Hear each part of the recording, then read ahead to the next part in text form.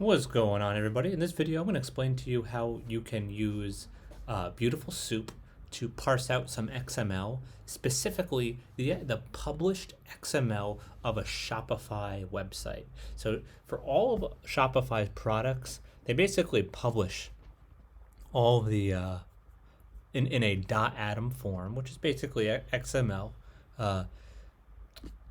All of the product information, right? So if you ever said to yourself, hey, I want to scrape all the price and titles out of a product, or price titles, descriptions, or whatever you want that's on this page, we can use Python and the requests library and the CSV library and Beautiful Soup to do exactly that. And I've already kind of got the code written out here, and I want to show you how exactly this execution works. I'm going to go step by step through this code, and I'm going to throw this code in the description of this video. Hit the subscribe button if you like this content or if you use my code. Okay, so first thing we do is we set up our imports. So we're importing request CSV and Beautiful Soup 4. We define the URL, which this URL here matches up to this URL up here. We create our response, and then we create our content.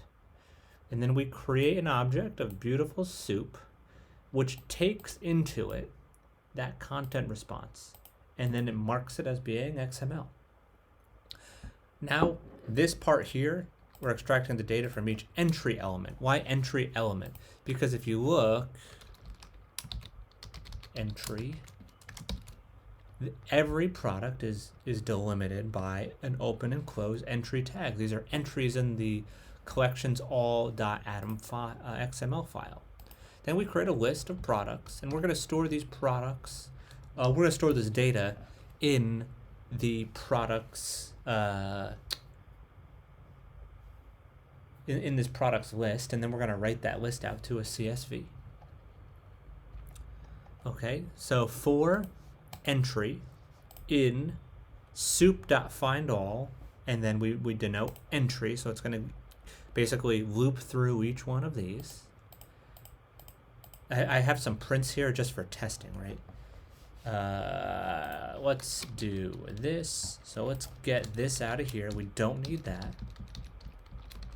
Okay, and then we can do print name.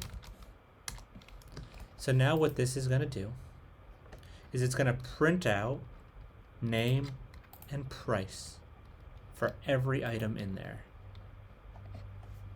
And there you go. Cream shorts, education is important, but bicycling is important-er, short sleeve cycling jersey, and then the price.